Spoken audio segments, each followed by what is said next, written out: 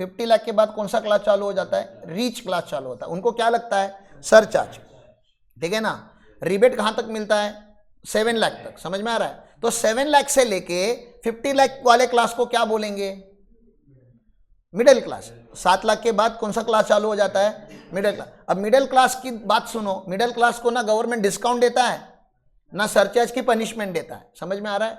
आप middle class हो, आप खाली टैक्स भर दो, आपसे ज्यादा एक्सपेक्टेशन नहीं है, ना ही कोई बेनिफिट है। इसलिए सबसे ज्यादा फ्रस्ट्रेटेड इंडस्ट्री में जो है वो मिडिल क्लास है, ठीक है ना। लोअर क्लास वाले इसलिए खुश है क्योंकि उनको गवर्नमेंट ने दुनिया भर के फैसिलिटीज बना के रखे। राशन कार्ड पे उनको खाना फ्री मिलता है, गवर्नमेंट स्कूल्स में एडमिशन फ्री मिलता है, प्राइवेट स्कूल्स में एडमिशन कंसेशनल रेट पे मिलता है, ठीक है ना। सब कंसेशन सब फ्री। किसको करके रखा है? लोअर क्लास को। रिच क्लास को सब कुछ चार्जेबल है, सब कुछ है, लेकिन उनको घंटा फर्क नहीं पड़ रहा है क्योंकि वो लोग रिच है। अब तड़प कौन रहा है? Middle class. समझ में आ रहा है ना? वो ढंग से अमीर है ना अच्छे से गरीब है, ठीक है ना। तो उनको गवर्नमेंट ना डिस्काउंट दे रहा है ना कोई बेनिफिट दे रहा है। They are only paying taxes and they feel very disappointed in the country. सबसे ज्यादा डिसअपॉइंटेड क्लास जो है हमारे देश में वो मिडिल क्लास है। उसके साथ इनजस्टिस हो रहा है, ठीक है। तो जिसका इनकम 8 लाख का होता है उसको कौन सा क्लास लग गया? उसको रिबेट मिलेगा क्या? और जिसका इनकम 7 लाख है वो लोअर क्लास, उसको रिबेट मिलेगा। आप समझ रहे हैं ना? इधर फर्क खाली 1 लाख का है, लेकिन इसको 25,000 का डिस्काउंट देने वाला है गवर्नमेंट, और इसको 1 रुपए भी डिस्काउंट नहीं है। फुल अमाउंट के ऊपर टैक्स है। क्लियर है? तो जिसका इनकम 8 लाख होता है उसका वो प्लानिंग करके अपने पास से क्या करवा के लेता है? कुछ तो करो सर, और इसको 7 लाख के नीचे लेकर आओ। 7 के नीचे आ जाएगा तो 25,000 बचेगा, मतलब डायरेक्टली जीरो हो जाता है फिर इनकम, ठीक है ना। Directly zero. 8 लाख के ऊपर टैक्स कितना लगेगा बताओ? किसी का इनकम 8 लाख होगा या 9 लाख कर दूं? 9 लाख के ऊपर टैक्स कैसे लगेगा? Up to 3 lakh zero, 3 lakh to 6 lakh at the rate of 5% 15,000 आएगा, और 6 lakh to 9 lakh at the rate of 10%। तो ये भी 3 लाख की होते हैं। 3 लाख का 10% 30,000। तो ये कितना टैक्स भरेगा? समझ में आ रहा है? प्लस 4% का सेस, वो तो सबको ही भरना पड़ता है। टैक्स, इनकम टैक्स 45,000 भरेगा। तो ये देखो ना, किसी फ्रेंड का इनकम 7 लाख है, किसी का इनकम 9 लाख है। 7 लाख वाला जीरो टैक्स भर रहा है, और 9 लाख वाला एक पगार गया ना उसका, एक पगार गवर्नमेंट को गया, तो बुरा लगेगा कि नहीं उसको? बहुत लगेगा। फिर वो क्या बोलेगा आपको? ऐसा कोई जादू है क्या आपके पास कि ये 7 लाख के नीचे आ जाए और ये जीरो हो जाए, ठीक है ना। तो उसको बोलने का हाँ जादू है, लेकिन जादू का फिर आगे जाके तकलीफ होगा, तो उसका रिस्पॉन्सिबिलिटी आप लेने के लिए रेडी हो तो हम जादू दिखाते हैं आपको, ठीक है ना। जादू हमारे पास बहुत सारे हैं। सेक्शन 89, सेक्शन 89 क्या होगा सर? सेक्शन 89 क्या होगा वो भी बता देता हूं। देखो, आपको कभी लाइफ में दर्द हुआ है?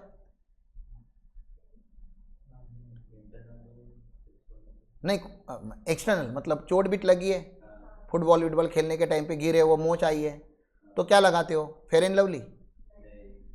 तो नहीं, चोट मतलब ये चमड़ी नहीं गई है, मतलब बोन पे लगा है, कुछ ऐसा मार लगा है, मसल पेन है, तो क्या लगाते हैं? वॉली नहीं लगाते हो, मुंह लगाते हो, उसको क्या बोलते हैं? वो कैटेगरी क्या है? पेन रिलीफ है ना। क्या है? पेन रिलीफ है ना, वो क्लियर नहीं है, ठीक है ना। पेन को क्या करना पड़ता है? रिलीफ। आप रिलीफ की वैल्यू तभी समझोगे जब आपको क्या होता है? पेन, ठीक है ना। अगर घर में रिलीफ पड़ा हुआ है, आपको पेन हो नहीं रहा है, खाली मजे लेने के लिए रिलीफ मारते हो क्या कभी? कि वॉली नहीं मार के देखता हूं आज, हाँ पता है ना, अभी पेन चालू होगा अब तक नहीं हो रहा था हाँ, रिलीफ मारा करके क्या चालू होगा? पेन चालू होगा, ठीक है ना। अब कोई एक सीनियर सिटीजन है, सीनियर सिटीजन नहीं या कोई बूढ़े अंकल है, आप अपने स्कूल का टीचर को याद कर सकते हो क्या इमेजिनेशन में? Please can you please imagine, favourite वाला, हरामखोर वाला नहीं। Can you imagine a favourite teacher from your school और कॉलेज? थोड़ा इमेजिन करो ना, होना चाहिए आपके माइंड में। आया क्लास टीचर वगैरह कोई तो आया रहेगा जो आपके साथ अच्छे थे, ठीक है ना? इमेजिन किया, वो ये वही इंसान है, ठीक है ना? ये समझ में आ रहा है आपको? ये ईयर 1 है, ये ईयर 2 है, ईयर 3 है, ईयर 4 है, ये ईयर 5 है।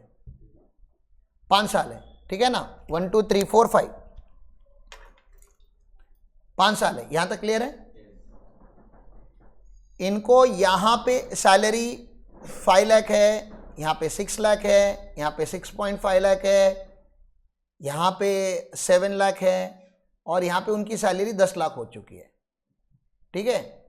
अब ये इनकी सैलरी है, तो आप देख सकते हो ना, यहां पे टैक्स नहीं लगेगा, यहां पे नहीं लगेगा, यहां पे भी नहीं लगेगा, और यहां पे भी इनको टैक्स नहीं लगेगा।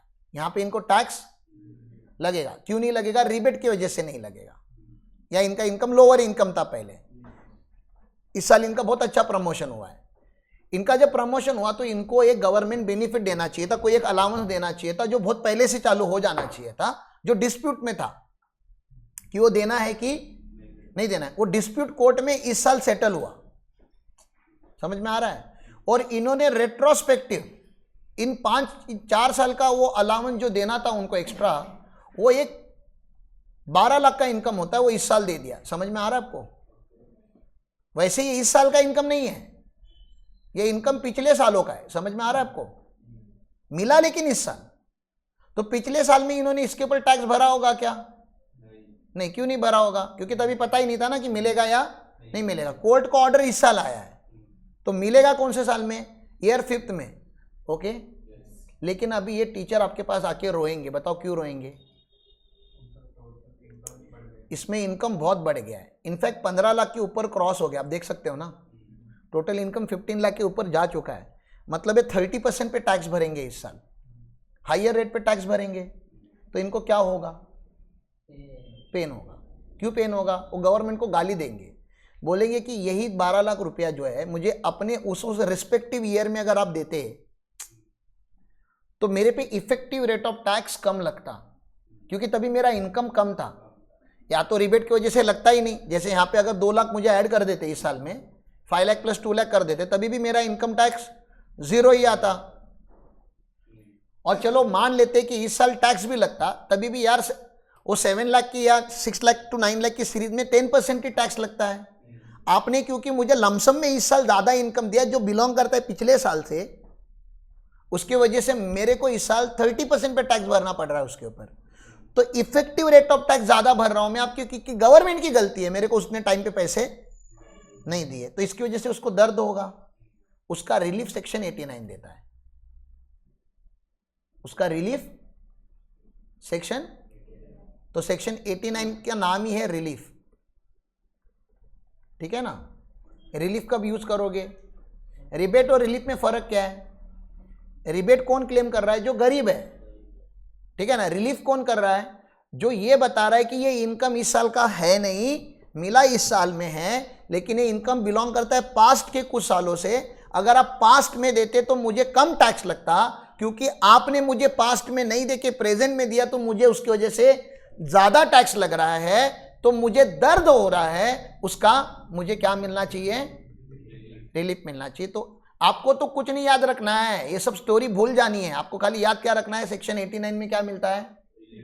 रिलीफ मिलता है, इतना ही याद रखना है आपको, ठीक है ना? उसका नाम रिलीफ है। कैसे मिलता है, क्या मिलता है, कैलकुलेशन क्या है, लॉजिक क्या है, आगे जाके पढ़ाएगा, ठीक है? अभी खाली नाम याद होगा, ठीक है? आगे जाऊं, ठीक है? अब ये अगला आपके काम का नहीं है, ठीक है? इसका कलर ही मैं चेंज कर देता हूं, नहीं जाने दो, रखता हूं। रिकॉर्डेड लाइन पे कुछ लोग फाइनल वाले भी देखेंगे ना लेक्चर। अभी आप इंटर वाले हो, फाइनल वालों के लिए काम का है, आप लोगों के लिए इतना काम का नहीं है। There is something called section 90, 90A and 91। आप ऐसे भी बोल सकते हो 92, 91, ठीक है ना? इसका नाम है DTAA। इसका नाम क्या है? DTAA, double taxation avoidance agreement. इसका नाम क्या है? Double taxation avoidance agreement. इसको भी रिलीफ ही बोला जाता है, DTAA रिलीफ बोलते हैं हम इसको। सर इधर भी पेन ही होता होगा, क्या पेन होता है बताओ? या आप इंडिया के हो, इंडिया के रेसिडेंट हो, आप सारे इंडिया के रेसिडेंट हो, आपने लंदन में भी पैसा कमाया है, बताओ इंडिया में किसके ऊपर टैक्स लगेगा? इंडियन रेसिडेंट को किसके कौन से इनकम के ऊपर टैक्स लगेगा? इंडियन इनकम के ऊपर तो लगेगा ही लगेगा, प्लस फॉरेन इनकम के ऊपर भी लगेगा। मतलब इंडिया में ये इंडिया और लंदन दोनों के ऊपर टैक्स भरेगा। और लंदन में क्योंकि इनकम हुआ है, इसने यूके में भी टैक्स भरा होगा। अरे मतलब क्या बात कर रहे हो आप? यूके में भी टैक्स भरोगे और फिर वो इनकम इंडिया में लेकर आओगे और इंडिया में भी उसके ऊपर, तो दो सेम इनकम के ऊपर दो अलग अलग देशों में टैक्स लगा। दर्द होगा कि नहीं? बोलो ना, होगा ना। आपने 1 करोड़ कमाया, उधर 30% टैक्स भरा है, इधर 35% गवर्नमेंट मांग रहा है, मतलब 1 करोड़ में का 65% तो टैक्स में चला गया, दो अलग अलग देशों ने लिया, तो आपको दर्द नहीं होगा? होगा। तो उसका रिलीफ कहां पे है? सेक्शन 92 लेके 91 में, ठीक है ना। लेकिन इसको मैं F लिख दूं ऐसा ब्रैकेट में, इसका मतलब क्या होता है? एकेडमिक नॉलेज के लिए अगर आप पढ़ रहे हो तो ये कहां पे पढ़ना पड़ेगा? फाइनल में पढ़ना पड़ेगा, ठीक है ना। उसके आगे एक सीरीज ऐसी है जिसको हम बोलते हैं ट्रांसफर प्राइसिंग, ये अगेन उसका ही एक पार्ट है, ठीक है ना। सेक्शन 92 पे चालू होती है ये और जाती है कहीं पे तो 94 तक, ठीक है ना। 92 पे चालू होती है, 94 तक जाती है। इसको आप लिखो ट्रांसफर प्राइसिंग। टीपी प्रोविजंस हम इनको बोलते हैं। इसको मैं सार बोलता हूं, सार, SAAR। ये भी एक सार चैप्टर है। सार का फुल फॉर्म मैंने आपको बताया था, स्पेसिफिक एंटी अवॉइडेंस रूल। लोग टैक्स अवॉइड करते हैं क्या? फॉरेन की जितनी भी कंपनी हमारे देश में है, MNC जिसको आप बोलते हो, मल्टीनेशनल कॉर्पोरेशंस, क्या वो अटेम्प्ट करती होंगी टैक्स की चोरी करने का? क्योंकि उनका टैक्स का रेट 40% है, 40% है, कम है ना, तो ज्यादा है तो क्या करते रहेंगे वो? आपको नहीं लगता best of the best consultant को अपॉइंट करते रहेंगे क्या बताने के लिए कि सर ऐसा कुछ जादू बताओ कि इंडिया में क्या नहीं लगे, टैक्स ना लगे, और लीगली बताओ, क्योंकि वो ऐसा इधर जैसा तुम चिंदी लेवल पे चोरी करता है वैसा चोरी नहीं करते होंगे, तो लीगली तुम बहुत बड़ा गेम खेल जाते हो। उसको पकड़ने के लिए जो चैप्टर बना है वो कौन सा चैप्टर है? Transfer pricing. अगेन इसको मैं क्या लिख देता हूं? F, क्योंकि ये इंटरनेशनल टैक्सेशन का पार्ट है, आपको इतना ध्यान देने की जरूरत नहीं है। फिर मैंने आपको बताया था कि अगर आप फिर भी चोरी करते हो, बहुत अच्छे से चोरी करते हो, ठीक है ना, इतना अच्छे से चोरी किया जिसका लॉ में प्रोविजन ही नहीं है, बहुत अच्छे से चोरी किया आपने, इतना लॉ पढ़ लिया आपने कि आपको लॉ समझ गया, लॉ की लाइन टू लाइन पता है, और आपको पता है आपने जो चोरी की है उसका कुछ नहीं कर सकता गवर्नमेंट, लेकिन है तो चोरी, आपने जो की है वो चोरी है, ठीक है ना, लेकिन लॉ में प्रोविजन ही नहीं है। तो thanks to Arun Jaitley sir, उन्होंने एक चैप्टर इंट्रोड्यूस कर दिया इनकम टैक्स में, which is known as GAAR, general anti avoidance rule, ठीक है ना।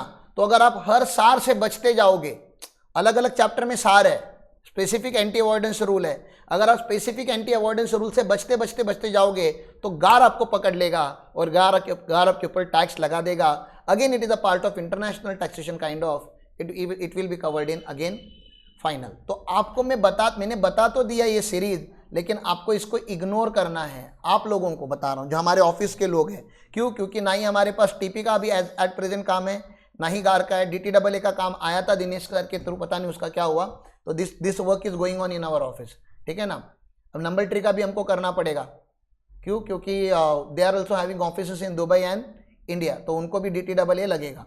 तो देर आर फ्यू क्लाइंट जिनको DTAA लगेगा, इसलिए मैंने खाली हिंट देने के लिए आपको बता दिया, और आपको वर्ड्स पता होनी चाहिए। अगर इनकम टैक्स में मैं कभी बोलता हूँ there is a transfer pricing provision, there is a GAAR provision, इसलिए मैंने बता दिया। बाकी आपको ज्यादा सीरियसली इस सीरीज को नहीं लेना है, इनफैक्ट आपको मेमोराइज भी नहीं करना है। जब मैं आपको बोलूंगा मेमोराइज करो, ठीक है ना, इसको मेमोराइज नहीं करना है आपको, इनको इग्नोर करना है। ओके, क्लियर है? चलो आगे। इसके आगे एक सीरीज चालू होता है जो बहुत ही इंपॉर्टेंट सीरीज है, अगेन आपके सिलेबस का पार्ट नहीं है, बट जनरल नॉलेज आपको होना चाहिए उस सीरीज का, जिसका नाम है 110 to 115। 15 के आगे अलग अलग अल्फाबेट लगते हैं, BB, BBE, BBG, ठीक है ना, ऐसा बहुत सारा लगता है। आप नंबर याद रखो खाली, 110 से लेके 115, इसको हम नाम देंगे special rates of taxes, special rates of या special rate of tax, taxes मत लिखिए, स्पेशल रेट्स ऑफ टैक्स। तो इनकम टैक्स के दो रेट होते हैं, नॉर्मल इनकम टैक्स के rate and special income tax के रेट। आपने नॉर्मल इनकम कमाया तो कौन सा रेट लगेगा? नॉर्मल रेट लगेंगे। और आपने स्पेशल इनकम कमाया तो कितना कॉमन सेंस है बताओ? नॉर्मल कमाओगे तो क्या लगेगा? Normal rate. और नॉर्मल इनकम टैक्स के रेट्स कहां होते पता है आपको? नॉर्मल इनकम टैक्स के रेट इनकम टैक्स एक्ट में है ही नहीं, वो फाइनेंस एक्ट में होते हैं, बजट में होते हैं, ठीक है। तो स्पेशल रेट्स ऑफ टैक्स कहां होते हैं? Special rate of tax finance act में नहीं होते, वो तो इनकम टैक्स एक्ट में होते हैं ना। ये देखो ना, special rate income tax act में है। अरे जब मैं 110 to 115 बोलता हूं, ये कौन से एक्ट का बोला मैंने? नहीं, एक्ट कौन सा चालू है हमारा? इनकम टैक्स एक्ट चालू है ना। तो मैंने आपको थोड़े टाइम पहले बताया था लॉन्ग टर्म कैपिटल गेन का इंडिया में टैक्स का रेट कितना है? 20%। कौन सी सेक्शन में लिखा है? 112 में बोला ना, 112 में बोला, तो 110 कहां पे लिखा होगा? ये देखो ना, ये वाले रेंज में होगा ना, 112, 110 से लेकर 15 के बीच में एक बार 112 आ गया। फिर मैंने बोला आपको लॉटरी लगी तो कौन सा सेक्शन लगेगा? बड़ा बाजीगर बोला था आपने, 115 डबल बी, तो 115 डबल बी बोला तो फिर कहां पे लगता है? अरे अब तक मैंने आपको कौन से बताए हुए हैं? चलो मैं आपको कुछ रेट बता देता हूं, ठीक है ना, जनरल नॉलेज के लिए बता देता हूं। जनरल नॉलेज ही समझ के आप याद रखो, ठीक है। एक होता है 111A, 110 के बाद क्या चालू होगा? एक 111A। इसका टैक्स का रेट है 15%। टैक्स का रेट क्या है? ये लगता है short term capital gain share market के ऊपर। शेयर मार्केट में लोग ट्रेडिंग करते हैं कि नहीं?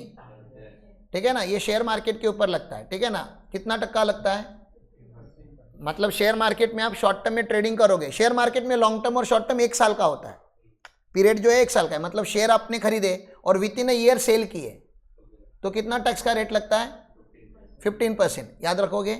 शेयर मार्केट में 112A करके एक सेक्शन है, 112A, इसका रेट है 10%, और 10% भी अबाव 1 लाख, 10% अबाव 1 लाख, इसको बोलते हैं लॉन्ग टर्म कैपिटल गेन। इसको क्या बोलते हैं? ये भी शेयर मार्केट का है। समझ में आ रहा है आपको? तो शेयर मार्केट के दो स्पेशल रेट याद रखो, 111A। एक कोई बोलता है मैं शेयर मार्केट में ट्रेडिंग करता है, तो आप उसको दो रेट बताओगे, या तो आप शॉर्ट टर्म कमाओगे या तो आप लॉन्ग टर्म। 1 साल के अंदर बेचा तो शॉर्ट टर्म बोलेंगे, 1 साल के बाद सेल किया तो शॉर्ट टर्म अगर होगा तो 15% पे टैक्स, लॉन्ग टर्म होगा तो 10% पे टैक्स। लेकिन 10% पे टैक्स अबाव 1 लाख, मतलब किसी ने 1,20,000 कमाया लॉन्ग टर्म में, तो 20,000 पे 10% लगेगा, मतलब 2,000 का टैक्स लगेगा। और किसी ने शॉर्ट टर्म 1 लाख कमाया तो पूरा 1 लाख के ऊपर 15% लगेगा। समझ में आ रहा है? आपको पता है स्पेशल रेट का ब्यूटी क्या है? इधर आप वो नहीं बोलते अप टू 3 लाख नील या अप टू 2.5 लाख नील, ये ऐसा नहीं बोलते आप लोग यहाँ पे। क्यों नहीं? अरे सर ये क्यों नहीं? क्योंकि वो नॉर्मल इनकम के ऊपर लगता है, ये स्पेशल है। स्पेशल मतलब डायरेक्टली अप्लाई करना। 1 लाख का लॉटरी लगा तो टैक्स कितना भरोगे? 30%, डायरेक्ट 30,000 भरोगे। तब आप सोचोगे कि नहीं मेरा तो इनकम 3 लाख के नीचे है। बोलो, ऐसा नहीं सोचना है ना, डायरेक्टली भरना होता है। और कौन सा सेक्शन बताया मैंने आपको? यहाँ पे 112 भी बताया ना आपको। 112 में क्या होता है? Normal long term capital gain, ठीक है ना, normal long term capital gain. Normal का कितना रेट होता है अपने देश में? जमीन वगैरह बेचोगे तो 20% पे टैक्स होता है। 115 BB बताया मैंने, डबल बी, बड़ा बाजीगर। इसको हम बोलते हैं कैजुअल इनकम। कौन सा income? Casual income. Casual income मतलब लॉटरी, बेटिंग, गैम्बलिंग, हाँ, ड्रीम 11, ये सब का कितना टैक्स लगता है? 30%। फिर अभी मैंने बताया 115 BBH करके भी कुछ होता है, या BBE करके भी कुछ होता है। 115 BBE करके होता है, ठीक है ना। इस पे मैंने आपको बताया था aggregation of income, unexplained income ना, मतलब ब्लैक मनी रे। अनएक्सप्लेन्ड इनकम मिला तो क्या लेता है गवर्नमेंट? कितना लेता है? 60% लेता है, लेकिन इफेक्टिव 78 लेता है। तो 60 लिखा है लेकिन इफेक्टिवली 78 क्यों लेता है? क्योंकि 60% का टैक्स, 25% का सरचार्ज और 4% का सेस, ऐसा कुछ लेता है वो, ठीक है ना। वो डिटेल में आगे जाके देखेंगे सर। फिर मैंने बताया था आपको BBH करके एक सेक्शन आया हुआ है, ठीक है ना। ये किसके ऊपर लगता है? ये VDA के ऊपर लगता है, virtual digital asset, crypto currency वगैरह के ऊपर लगता है, ठीक है ना, वर्चुअल डिजिटल एसेट के ऊपर लगता है। इसका रेट कितना है? 30% फ्लैट। मैं ऐसे कितने भी बता दूं आपको, आपको सारे याद नहीं रखने हैं, आगे आगे जाके धीरे धीरे धीरे थोड़ा थोड़ा याद होना चालू हो जाएगा। मैं आपको खाली एग्जाम्पल के लिए बता रहा हूं कि एग्जाम्पल करके याद रखो कि देयर आर टू, ये सारे इनकम का नेचर देखो ना, शेयर मार्केट में शॉर्ट टर्म, शेयर मार्केट में लॉन्ग टर्म, जमीन बेच दी, लॉटरी लग गई, घर पे ब्लैक मनी पकड़ा गया, आपने क्रिप्टो करेंसी में ट्रांजैक्शन किया, ये नॉर्मल लग रहे हैं कि ये नॉर्मली होता है क्या? अरे ये बहुत रेयरली होता है ना। तो ये वाले टैक्स के रेट आपको रोज रोज इन्वोक नहीं करने हैं, ये बहुत रेयर स्पेशल अच्छे से आएगा तो ही इन्वोक करना है। और फिर इससे फी कितना लेंगे? अरे अच्छा फी लेंगे ना, स्पेशली कमाल है तो थोड़ा स्पेशल अपना भी स्पेशल बनता है कि नहीं? हाँ, तो इसलिए इससे थोड़ा ज्यादा फी लेने का रहता है, क्योंकि इसके लिए आपको ज्यादा नॉलेज, ये टैक्स, ये नॉर्मल टैक्स कंसल्टेंट इसके रिटर्न नहीं भर पाते, ठीक है ना, क्योंकि उनको पता नहीं होता किधर क्या एग्जैक्टली रिफ्लेक्ट करने का। और आपने अगर गलत रिटर्न भरा तो डायरेक्टली 139(9) का नोटिस आता है। अभी आपने जो देखा होगा हमारे ऑफिस में जो काम आया था, उनको 139(9) लग गया था, मतलब उन्होंने इसको प्रॉपरली रिटर्न में दिखाया नहीं था। तो गवर्नमेंट बोलता है आपने जो रिटर्न भरा था वो डिफेक्टिव रिटर्न है। और वो नोटिस कब आया था पता है? आज रिटर्न भरा था, आज शाम को नोटिस आ गया था, मतलब सेम डे पे गवर्नमेंट ने रिटर्न को रिजेक्ट कर दिया था। पहले एक एक साल लगता था। तो किसी पर्सन ने बैठ के नहीं रिजेक्ट किया है, मशीन लर्निंग ने रिटर्न रिजेक्ट कर दिया है। इसलिए इसके रिटर्न भरने के लिए आपको प्रोफेशनल्स के पास ही जाना पड़ता है, जिनको इन सेक्शंस का प्रॉपर नॉलेज है, ठीक है, क्लियर है। ये स्पेशल रेट्स ऑफ टैक्स। तो मुझे बाकी कुछ नहीं बताना था यार, सुनो ना प्लीज। इनकम दो टाइप के होते हैं, एक नॉर्मल होता है जो नॉर्मली कमाया जाता है, और एक स्पेशल होता है जो स्पेशल कांड करके कमाया जाता है। नॉर्मल कमाओगे तो गवर्नमेंट कौन सा टैक्स लेता है? नॉर्मल रेट ऑफ टैक्स लेता है। लेकिन normal rate of tax income tax act में नहीं लिखे गए, फिनेंस एक्ट में, बजट में लिखे गए। और स्पेशल कुछ करोगे, इनोवेटिव कुछ करोगे तो क्या लगाएगा? Special rate. वो कहां पे लिखे हैं? इनकम टैक्स एक्ट में। सीरीज बताओ कहां पे लिखा है? 110 से 115 के बीच में लिखा है। तो कोई भी स्पेशल रेट जब आप इन्वोक करोगे तो याद रखना, या तो 110 से 115 में का एक कोई तो सेक्शन आप अप्लाई करने वाले हो। यहां तक क्लियर है? पक्का? नॉर्मल इनकम का कुछ एग्जांपल दे सकते हो? नॉर्मल इनकम जो लोग नॉर्मली कमाते हैं, salary, rent from house property, business and profession, dividend income, interest income, ये सब कमाते हैं ना, उसको नॉर्मल इनकम बोलते हैं हम। ओके, ये अगर कुछ करोगे तो इसको क्या बोला जाता है? Special income. यहां तक क्लियर है? चलो थोड़ा याद रखेंगे। 115 तक जा रहा है, माइंड जा रहा है क्या? 115 सेक्शन तक पहुंचे हो तुम लोग। चालू किया था तभी एक भी नहीं पता था। थोड़ा तो रोज कॉन्फिडेंस दो मुझे दो। याद हो रहा है थोड़ा थोड़ा?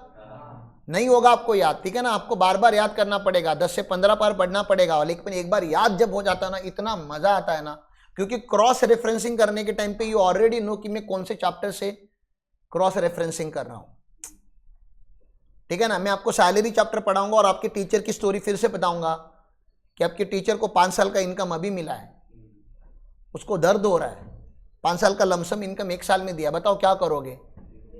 तो मैं आपको सेक्शन भी बोलना है, सेक्शन 89। रिलीफ बोलना जरूरी नहीं है, सेक्शन भी याद होना चाहिए कि इस सेक्शन में रिलीफ लिखा है सर। कोई बोलता है कि मैं जर्मनी में भी बिजनेस है, इंडिया में भी बिजनेस है, जर्मनी के प्रॉफिट के ऊपर इंडिया में मुझको टैक्स लगे, मैं इंडिया का रेसिडेंट है, जर्मनी के बिजनेस के ऊपर इंडिया में टैक्स लगेगा क्या? तो आंसर क्या होना चाहिए? यस लगेगा। फिर बोलता है पागल हो गए क्या, जर्मनी में भी मैंने टैक्स भरा है? फिर बोलोगे सर डबल टैक्स हो रहा है। हाँ सर, DTAA करके कुछ एक रिलीफ है। तो आपको सेक्शन बोलने आने चाहिए। सेक्शन 90, 90A, 91 में रिलीफ है। You should know sections. अगर सेक्शंस में बोलना नहीं चालू करोगे तो ये सब पढ़ के कुछ मतलब नहीं है, जनरल नॉलेज नहीं है, ये एक एक्ट पढ़ रहे हो आप, और एक्ट बिना सेक्शंस के नहीं पढ़ा जाता, प्लीज अंडरस्टैंड कीजिए। ओके, हमारा छोटा सा ऑफिस है, छोटा सा, एक 35-40 लोगों का हमारा स्टाफ है। टीचर्स को भी ऐड करते हो तो 50-55 होते हैं अभी हम लोग। बाय द ईयर एंड अपना टारगेट है 60-70 स्टाफ तक पहुंचने का, मतलब डबल करने का। जितनी अभी हमारी इन हाउस टीम है उसको डबल करने का टारगेट है हमारा। 70 लोगों को मैनेज करने के लिए या अभी के 40 लोगों को मैनेज करने के लिए अपना क्या होता है रे? हाँ, जान दाव पे नहीं लग रही है क्या? रोज सुबह 7 बजे उठे हो, ट्रेनिंग कंडक्ट करो, भीख मांगो कि आओ ट्रेनिंग में आओ, टाइम पे आओ, जल्दी उठो, मेडिटेशन करो, योगा करो, हाँ, दिन भर एफिशिएंटली काम करो, डाउट होगा तो पूछो, एक दूसरे से अच्छे से बिहेव करो। खाली 40 लोगों को संभालने के लिए आपने मेरे को और हमारी सीनियर टीम को मतलब उनकी जिंदगी हैरान कर दी है। इनकम टैक्स डिपार्टमेंट में कितने लोग रहेंगे? गवर्नमेंट की विंग है, कितने लोग रहेंगे? 1, 50, 100, हजारों लोग काम करते रहेंगे। इतना नॉट लैक्स, लाखों होने चाहिए टेक्निकली। तो उनको मैनेज करने के लिए कोई सिस्टम पॉलिसीज वगैरह लिखना जरूरी नहीं है। हायरार्की, सीनियर जूनियर, हाँ, होना चाहिए कि नहीं? आपके सिलेबस में नहीं है, आप जानना चाहते हो लेकिन सिलेबस में नहीं है और आपके काम का भी नहीं है। बट ऐसे जनरल नॉलेज के लिए कि इनकम टैक्स में ऑफिसर कौन कौन होते हैं जानना चाहते हो, हाँ, तो वो जानना होगा। तो आपको आपके काम का नहीं है, मैं बता रहा हूं फिर से, क्योंकि ये किसके लिए बनाया गया है? ये डिपार्टमेंट के लिए बनाया गया है ये सीरीज। इसको हम बोलते इनकम टैक्स अथॉरिटीज। क्या बोलते हैं हम इनको? Income tax authorities and there powers. ठीक है ना?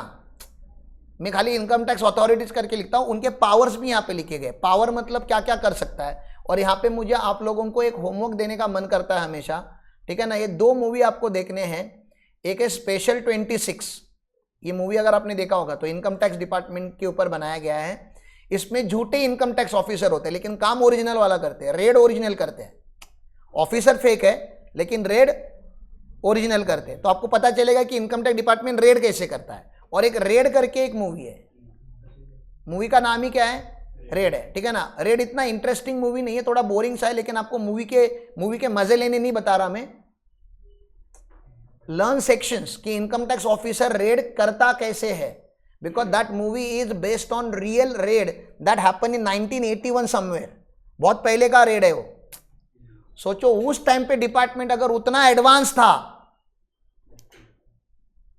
आज टेक्नोलॉजी है उनके पास, आज पावर है, आज ईडी है, मिलिट्री उनके साथ खड़ी हो जाती है अगर जरूरत पड़े तो आज डिपार्टमेंट कितना पावरफुल होगा। खाली आपको कैलकुलेट करना है और फिर आपको थोड़ा डर लगना चाहिए कि ब्लैक कमाओगे तो मजा तो आएगा, लेकिन उसकी जब सजा देखोगे ना आप किसी के ऐसे मूवीज वगैरह के थ्रू तो आपको पता चलेगा। और एक साउथ का मूवी है रजनीकांत का, वो देखने के लिए देख सकते हो। ठीक है ना? शिवाजी द बॉस करके एक मूवी है, शिवाजी द बॉस। अब बोलोगे हमने देखी है, तभी तुमने फाइटिंग के लिए देखा होगा। मैं फाइटिंग की बात नहीं कर रहा हूं, मुझे आपके बताओगे कि शिवाजी द बॉस में ब्लैक कैसे कन्वर्ट किया गया। ऐसा नहीं बताने का, एग्जैक्टली बताने का। ठीक है ना? कि ऐसा क्या एंटिटी यूज किया, क्या टेक्नोलॉजी यूज किया, इनकम टैक्स के कौन से सेक्शन यूज किए और ब्लैक मनी यूज किया। ठीक है ना? हाँ, ट्रस्ट यूज किया था उन्होंने, एजुकेशन इंस्टीट्यूशन ओपन किया था और हवाला मार्केट यूज किया गया था। तो there are so many thing that you will learn. तो ये मूवीज को आप होमवर्क समझ के पढ़ लीजिए। ठीक है ना? और ऐसे और भी है, लेकिन ये 3 तो देख लो। ठीक है? क्लियर है? इसमें उसमें जो एक्शन लेने वाले लोग होंगे वो कौन होंगे? Income tax authority. Ajay Devgan कौन होगा? Income tax authority. लेकिन एग्जैक्टली कौन है वो नहीं पता चलेगा। वो दिल्ली में जाता है, फाइल लेके मिल के आता है किसी बड़े सीनियर ऑफिसर को, वो अंकल कौन है। ठीक है ना? फिर इनके साथ जो बाकी डिपार्टमेंट में बैठ के काम करते वो लोग कौन है, उनकी पोजीशंस आपको नहीं पता। तो खाली जनरल नॉलेज के लिए बता रहा हूं। आप लोग भी जनरल नॉलेज के एंगल से लिखना है तो लिख सकते हो। बाद में स्पेशल नॉलेज हम याद रखेंगे कभी, तो बहुत आगे जाए, अभी नहीं रखेंगे। ठीक है ना? सबसे पहले तो मुझे बताओ, income tax authority central government होगा कि स्टेट गवर्नमेंट होगा? सेंट्रल गवर्नमेंट होगा। ठीक है ना? सेंट्रल गवर्नमेंट का हेड कौन होता है? Prime minister. सेंट्रल गवर्नमेंट का हेड कौन होता है? सेंट्रल गवर्नमेंट का head prime minister. Sir central government मतलब क्या? सेंट्रल गवर्नमेंट मतलब combination of ministries, ministry of finance, ministry of railway, ministry of defence, home ministry, ministry of external affair, ministry of corporate affair, इन सबको मिला के जो बनता है उसको हम क्या बोलते हैं? गवर्नमेंट। तो गवर्नमेंट मतलब is nothing but combination of different ministries ना। तो मिनिस्ट्री, हम बताओ इनकम टैक्स कौन से मिनिस्ट्री से बिलोंग करता है? डिफेंस से, हम मिनिस्ट्री ऑफ डिफेंस को करते रहेंगे, मिनिस्ट्री ऑफ टेलीकॉम। अरे इनकम टैक्स मतलब गवर्नमेंट का इनकम ना, गवर्नमेंट का इनकम और गवर्नमेंट का एक्सपेंडिचर कौन सा मिनिस्ट्री देखेगा? Ministry of finance. इसके हेड कौन होते हैं? फाइनेंस मिनिस्टर, ठीक है ना। आज के तारीख में कौन है? निर्मला सीतारमन जी, ठीक है ना। She is the head of 2 ministries, ministry of finance and ministry of corporate affairs, MCA, ठीक है। इन दोनों की हेड एक ही है हमारी, फाइनेंस मिनिस्टर निर्मला सीतारमन, ठीक है। तो मिनिस्ट्री ऑफ फाइनेंस होती है। मिनिस्ट्री ऑफ फाइनेंस में भी बहुत सारे काम होते हैं। रेवेन्यू डिपार्टमेंट होता है। इनकम टैक्स गवर्नमेंट के लिए क्या है? इनकम टैक्स आपके लिए खर्चा है, डिपार्टमेंट के लिए क्या है? रेवेन्यू है ना। रेवेन्यू डिपार्टमेंट मतलब समझता है ना, पैसा आता है उनके पास, ठीक है। और आगे जाता हूं तो मैं बताओ ना, डिपार्टमेंट और क्या, मिनिस्टर ऑफ फाइनेंस और क्या क्या करता होगा? एक्सपेंडिचर भी करता होगा, बजट बनाता होगा, ठीक है ना, बजट के ऊपर कंट्रोल रखता होगा। देन इन्वेस्टमेंट कहाँ पे करना है वो डिसाइड करता होगा। इन्वेस्टमेंट क्या होगा तो डिसइन्वेस्टमेंट करता होगा। गवर्नमेंट के कहीं पे इन्वेस्टमेंट्स होते हैं, उसको बेचने का कि नहीं वो भी डिसाइड करता होगा। सर्विलेंस रखता होगा। तो ऐसे बहुत सारे उसके इंटरनल डिपार्टमेंट हैं। हम कौन से डिपार्टमेंट्स की बात कर रहे हैं अभी? नहीं, डिपार्टमेंट ऑफ रेवेन्यू। हम गवर्नमेंट के एक्सपेंडिचर की बात कर रहे हैं कि रेवेन्यू की बात कर रहे हैं? और इसके हेड को सेक्रेटरी बोलते हैं। तो सेंट्रल गवर्नमेंट का हेड कौन? Prime minister. सेंट्रल गवर्नमेंट का हेड कौन? जनरल नॉलेज रे, इनकम टैक्स का इसका कोई लेना देना नहीं, मैं पहले भी बोला, ठीक है ना। बता रहा हूं खाली जनरल नॉलेज के लिए, टाइम पास है पूरा, ठीक है। द सेंट्रल गवर्नमेंट का हेड कौन? अभी कौन है? नरेंद्र मोदी जी, ठीक है ना। पिछले 15 साल से, मतलब 2014 से लेके अभी अगले कुछ साल तक वही रहेंगे, मतलब टोटल 15 ईयर्स के लिए वो he will be prime minister. फिर उसके अंदर बहुत सारी मिनिस्ट्रीज होती है, मैंने बताया उसमें कि हम कौन सी मिनिस्ट्रीज की बात कर रहे हैं? मिनिस्ट्री ऑफ फाइनेंस, उनके हेड फाइनेंस मिनिस्टर। उसके अंदर बहुत सारे डिपार्टमेंट होते हैं। अपना कैसा ऑफिस में अलग अलग डिपार्टमेंट है, वैसे उनके डिपार्टमेंट का, कौन से डिपार्टमेंट की हम बात कर रहे हैं? इनकम टैक्स गवर्नमेंट के एंगल से देखो तो रेवेन्यू डिपार्टमेंट है, ठीक है ना। तो उसको बोलते हैं डिपार्टमेंट ऑफ रेवेन्यू। उसका जो हेड होता है उसका नाम होता है सेक्रेटरी। डिपार्टमेंट ऑफ रेवेन्यू के हेड जो होते हैं उसका सेक्रेटरी होते हैं, अलग अलग होते हैं, ठीक है ना। डिपार्टमेंट ऑफ रेवेन्यू के 2 बोर्ड है, 2 बोर्ड, जैसा पुणे बोर्ड है वैसा ऐसे क्या होते हैं? 2 बोर्ड होते हैं। उसमें का एक बोर्ड का नाम है CBDT। क्या नाम है? CBDT, central board of direct taxes, ठीक है ना। इसका अलग से एक वेबसाइट होता है, ठीक है। आप गूगल पे जाओगे और आप यहां पे टाइप करोगे CBDT, ठीक है ना।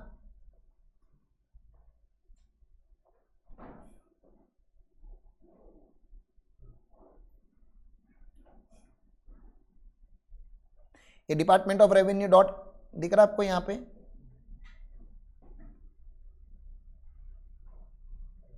इनका चालू नहीं है website.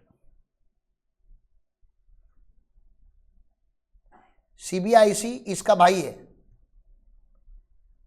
Central board of indirect taxes and custom, ये GST में आएगा।